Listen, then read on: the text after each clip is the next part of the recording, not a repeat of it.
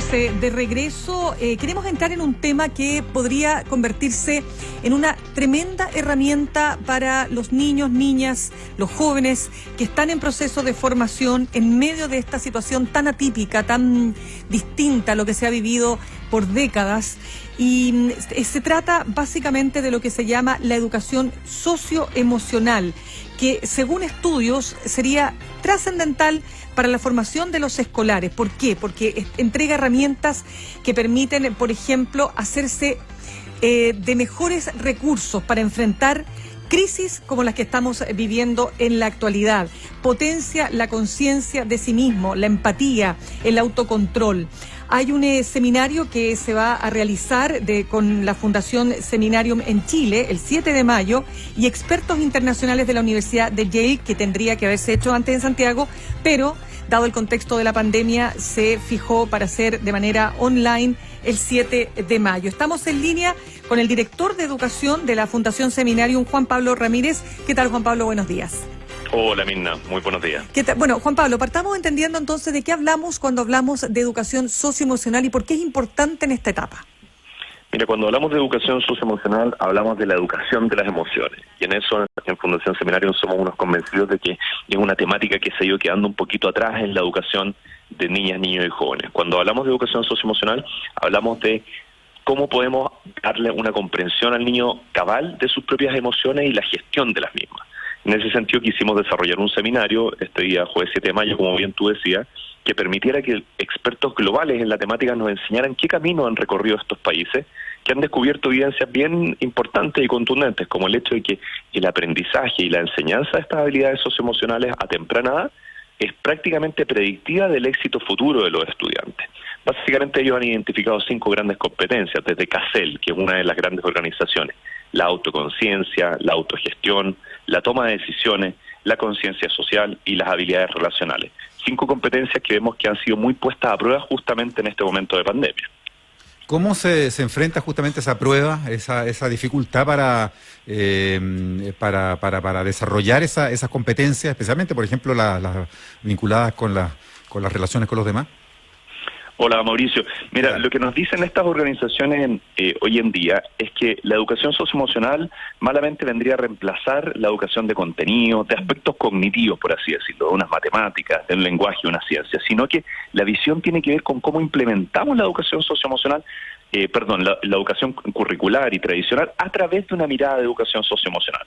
Hoy día lo que dicen estos expertos es que esto tiene mucho más que ver con ejercicios de pausa, de comunicación, de generación de confianza y cómo, por ejemplo, una actividad de lenguaje, de matemáticas o de ciencias se puede aplicar desde una visión de mindfulness, aprendiendo a tener mucha más propiedad del momento presente y también tener autoconocimiento por parte de los niños. Ahora, un dato fundamental que ellos también dan y que esperamos trabajar durante el seminario es que no podemos pretender que de la noche a la mañana todos los docentes y adultos tengamos claridad sobre algo de lo cual no hemos aprendido. Entonces, ellos indican que un punto de inflexión sería la alfabetización socioemocional para adultos, como primer paso antes de desarrollarla en niños. ¿Para adultos, para los profesores, para quién? Podemos decir que en el sistema escolar directamente en profesores, en directores, en asistentes de la educación, pero hoy día vemos que el mundo ha estado desafiado porque también adultos favorezcan estas temáticas y hemos visto también un montón de expertos en el último tiempo diciendo cómo favorecer esa educación socioemocional en casa. Ahí se reconocen ciertos factores como tener más comunicación con los niños, el juego como un vehículo de las emociones, empoderar a los niños, conectarlos con sus intereses. Lo planteo porque hoy en día visualizamos que en momentos de pandemia somos padres y apoderamos muchas veces los llamados a desarrollar esa educación en casa. Sí, conversamos a esta hora con el director de educación de la Fundación Seminarium, Juan Pablo Ramírez. Juan Pablo, lo que voy leyendo es que efectivamente esta técnica, o más bien esta, ¿cómo llamarla?, esta escuela de educación socioemocional tiene resultados que son súper concretos. Por ejemplo, se ha visto que disminuye el sufrimiento emocional, hay muchos menos incidentes disciplinarios, etcétera.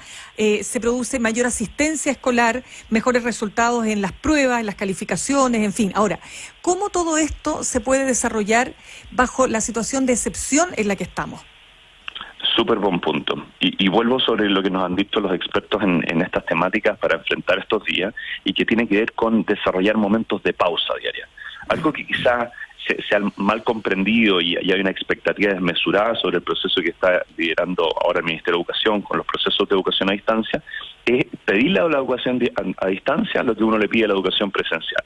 Y una buena educación a distancia, y es donde nos hemos visto desafiados también como Fundación Seminarium, es dedicar momentos para el diseño de esos contenidos, tanto a distancia como momentos que suceden en vivo, como contenidos que se descargan.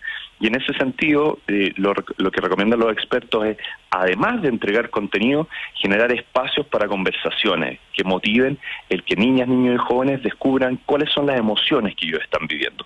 Esos ejercicios de pausa, esos ejercicios de empatía, de conversar sobre las emociones, parecen claves para complementar estos contenidos, guías que estamos recibiendo muchas veces padres y apoderados en casa. Muchas veces, o tal vez mucha gente que nos escucha, se pregunta, bueno, pero ¿cómo aplica todo esto en niveles como los que conversábamos en el bloque anterior aquí en el programa en ADN Hoy con la alcaldesa de La Pintana?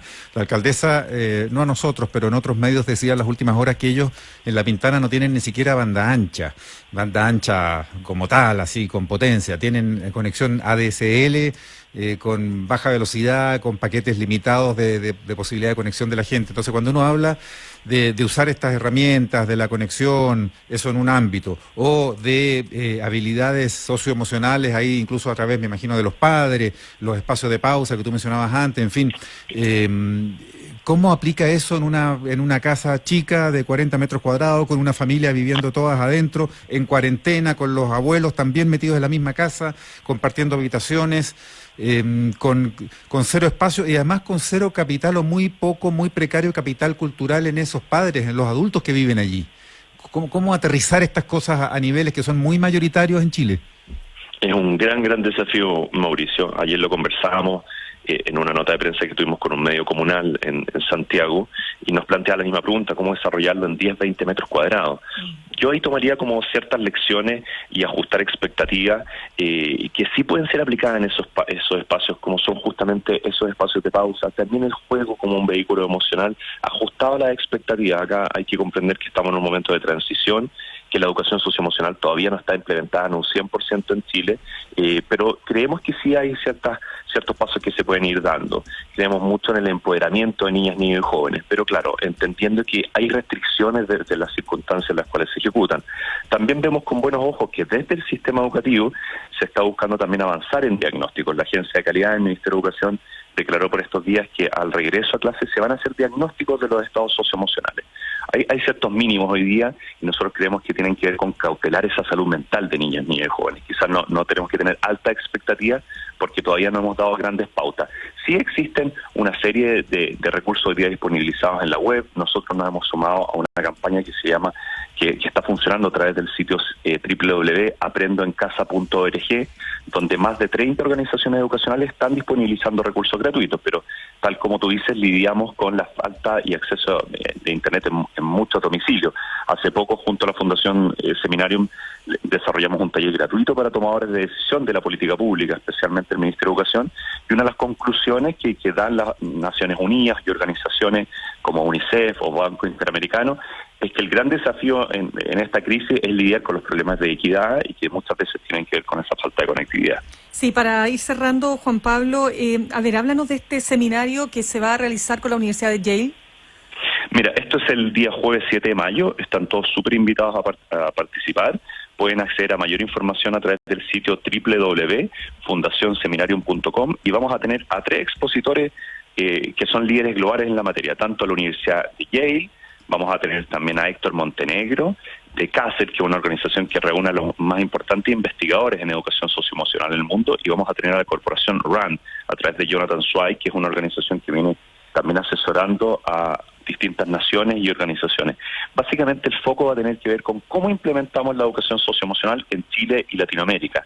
Ya tenemos más de 350 personas confirmadas que se van a conectar a través de streaming, van a recibir materiales en su casa y van a tener un día de trabajo para aprender técnicas de educación socioemocional para implementarlas junto al currículum escolar.